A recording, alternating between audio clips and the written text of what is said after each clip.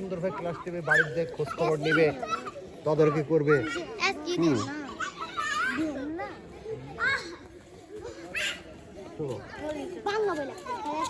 ভালো কাজে শয়তান বাধা দেয় জানো, এটা তো জানো। তাহলে এটা হচ্ছে মাদ্রাসা লাইন, ধর্মীয় লাইন। এখানে লেখাপড়া করতে গেলে শয়তানের পক্ষ থেকে একটা বাধা আসবে, এটা বুঝতে হবে।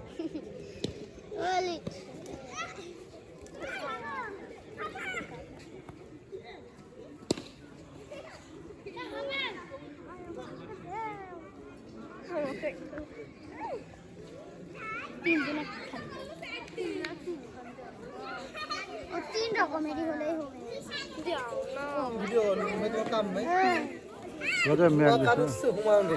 দুজনা কি আর দিতে হবে, এই যে শুধু না গাড়ি